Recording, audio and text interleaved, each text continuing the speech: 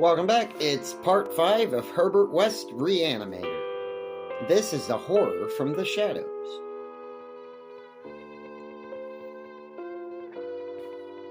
Many men have related hideous things, not mentioned in print, which happened on the battlefields of the Great War. Some of these things have made me faint. Others have convulsed me with devastating nausea. While still, others have made me tremble and look behind me in the dark. Yet, despite the worst of them, I believe I can relate, myself, the most hideous thing of all. The shocking, the unnatural, the unbelievable horror from the shadows. In 1915, I was a physician with the rank of first lieutenant in a Canadian regiment in Flanders, one of many Americans to precede the government itself into the gigantic struggle. I had not entered the army on my own initiative, but rather as a natural result of the enlistment of the man whose indispensable assistant I was. The celebrated Boston surgical specialist, Dr. Herbert West. Dr. West had been avid for a chance to serve as surgeon in a great war, and when the chance had come, he carried me with him, almost against my will. There were reasons why I would have been glad to let the war separate us, reasons why I found the practice of medicine and the companionship of West more and more irritating. But when he had gone to Ottawa and through a colleague's influence secured a medical commission as major, I could not resist the imperious persuasion of one determined that I should accompany him in my usual capacity. When I say that Dr. West was avid to serve in battle, I do not mean to imply that he was either naturally warlike or anxious for the safety of civilization. Always an ice-cold intellectual machine, slight, blond, blue-eyed, and spectacled, I think he secretly sneered at my occasional martial enthusiasm and censures of supine neutrality. There was, however, something he wanted in embattled Flanders, and in order to secure it, he had to assume a military exterior. What he wanted was not a thing which many persons want, but something connected with the peculiar branch of medical science which he had chosen quite clandestinely to follow, and in which he had achieved amazing and occasionally hideous results. It was, in fact, nothing more or less than an abundant supply of freshly killed men in every stage of dismemberment. Herbert West needed fresh bodies because his life work was the reanimation of the dead. This work was not known to the fashionable clientele who had so swiftly built up his fame after his arrival in Boston, but was only too well known to me, who had been his closest friend and sole assistant since the old days in Miskatonic University Medical School at Arkham. It was in those college days that he had begun his terrible experiments, first on small animals, and then on human bodies, shockingly obtained. There was a solution which he injected into the veins of dead things, and if they were fresh enough, they responded in strange ways. He had had much trouble in discovering the proper formula, for each type of organism was found to need a stimulus especially adapted to it. Terror stalked him when he reflected on his partial failures, nameless things resulting from imperfect solutions, or from bodies insufficiently fresh. A certain number of these failures had remained alive. One was in an asylum, while others had vanished. And as he thought of conceivably, yet virtually impossible eventualities, he often shivered beneath his usual solidarity. West had soon learned that absolute freshness was the prime requisite for useful specimens, and had accordingly resorted to frightful and unnatural expedients in body snatching. In college, and during our early practice together in the factory town of Bolton, my attitude toward him had been largely one of fascinated admiration. But as his boldness and methods grew, I began to develop a gnawing fear. I did not like the way he looked at healthy living bodies. And then there came a nightmarish session in the cellar laboratory where I learned that a certain specimen had been a living body when he first secured it. That was the first time he had ever been able to revive the quality of rational thought in a corpse, and his success, obtained at such a loathsome cost, had completely hardened him. Of his methods in the intervening 5 years, I dare not speak. I was held to him by sheer force of fear, and witnessed sights that no human tongue could repeat. Gradually, I came to find Herbert West himself more terrible than anything he did. That was when it dawned on me that his once normal scientific zeal for prolonging life had subtly disintegrated into a mere morbid and ghoulish curiosity and secret sense of carnal picturesqueness. His interest became a hellish and perverse addiction to the repellent and fiendishly abnormal. He gloated calmly over artificial monstrosities which would make most healthy men drop dead from fright and disgust. He became, behind his pallid intellectuality, a fastidious Baudelaire of physical experiment, a Elagabalus of the tombs.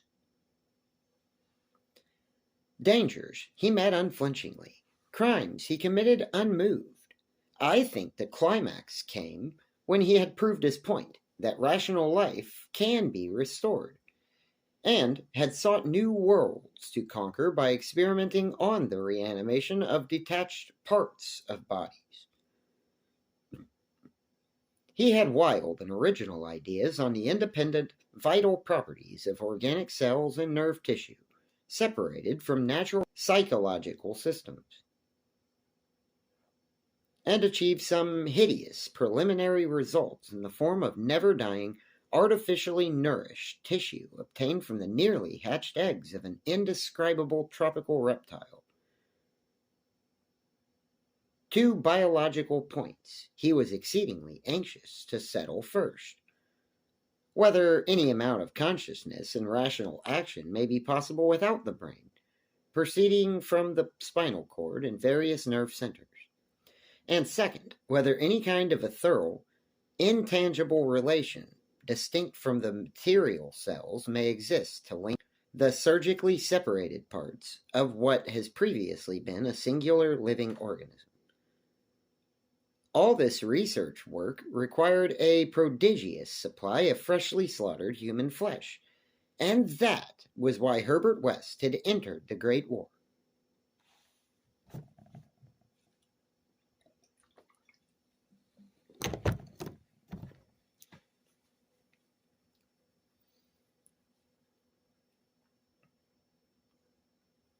The phantasmal, unmentionable thing occurred one midnight late in March 1915 in a field hospital behind the lines at St. Eloi.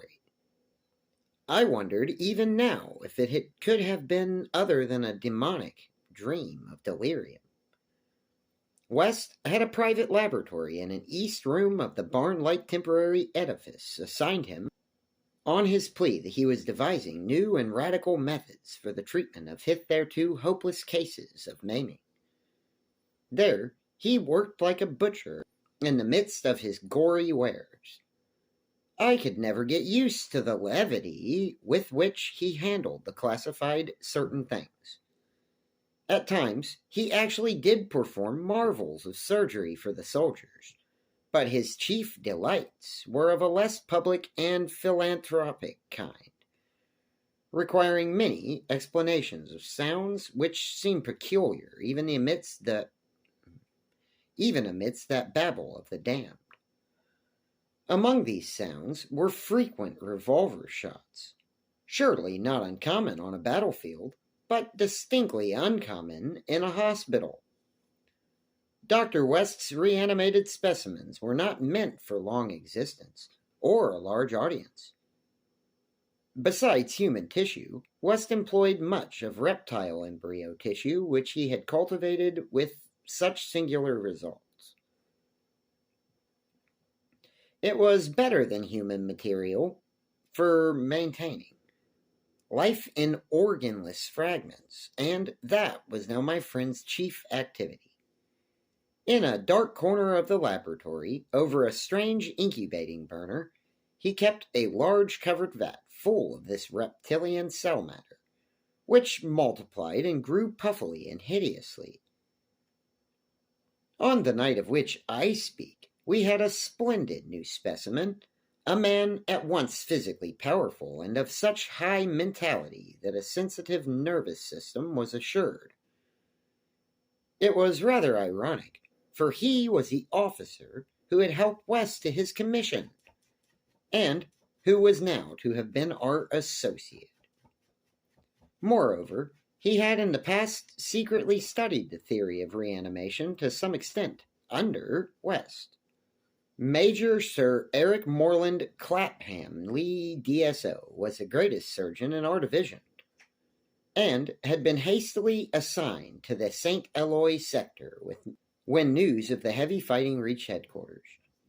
He had come in an airplane piloted by the intrepid Lieutenant Ronald Hill, only to be shot down when directly over his destination.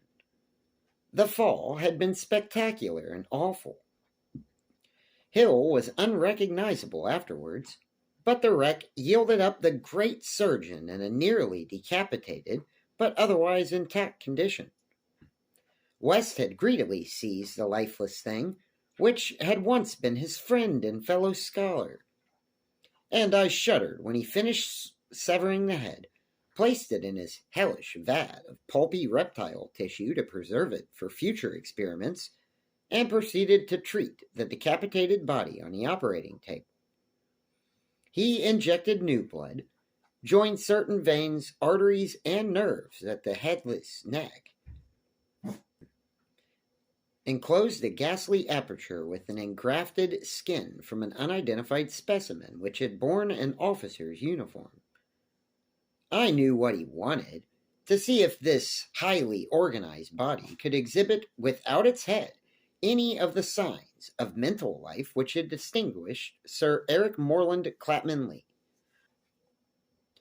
Once a student of reanimation, this silent trunk was now gruesomely called upon to exemplify it. I can still see Herbert West under the sinister electric light as he injected his reanimating solution into the arm of the headless body. The scene I cannot describe. I should faint if I tried it, for there is madness in a room full of classified carnal things, with blood and lesser human debris almost ankle deep on a slimy floor, and with hideous reptilian abnormalities sprouting, bubbling, and baking over a winking bluish-green specter of dim flame in a far corner of black shadows. The specimen, as West repeatedly observed, had a splendid nervous system. Much was expected of it, and as a few twitching motions began to appear, I could see the feverish interest on West's face. He was ready, I think, to see proof of his increasingly strong opinion that consciousness, reason, and personality can exist independently of the brain, that man has no central connective spirit, but is merely a machine of nervous matter, each section more or less complete in itself. In one triumphant demonstration, West was about to relegate the mystery of life to the category of myth. The body now twitched more vigorously, and beneath our avid eyes commenced to heave in a frightful way. The arms stirred disquietingly, the legs drew up, and various muscles contracted in a repulsive kind of writhing. When the headless thing threw out his arms in a gesture which was unmistakably one of desperation, an intelligent desperation apparently sufficient to prove every theory of Herbert West. Certainly, the nerves were recalling the man's last actions in life, the struggle to get free from the falling airplane. What followed, I shall never positively know. It may have been wholly a hallucination from the shock caused at that instant by the sudden and complete destruction of the building in a cataclysm of German shell fire. Who can gainsay it, since West and I were the only proved survivors? West liked to think that before his recent disappearance, but there were times when he could not, for it was weird that we both had the same hallucination. The hideous occurrence itself was very simple, notable only for what it implied. The body on the table had risen with a blind and terrible groping, and we had heard a sound. I should not call that sound a voice, for it was too awful, and yet its timbre was not the most awful thing about it. Neither was its message. It had merely screamed, "Jump, Ronald! For God's sake, jump!" The awful thing was its source, for it had come from the large covered vat in that ghoulish corner of crawling black shadows. All right. Thank you all so much for watching that, and I hope you enjoyed it and everything. I didn't understand the ending of this one at all, but maybe you did. I'll see you in the next one. Please like and subscribe and stuff.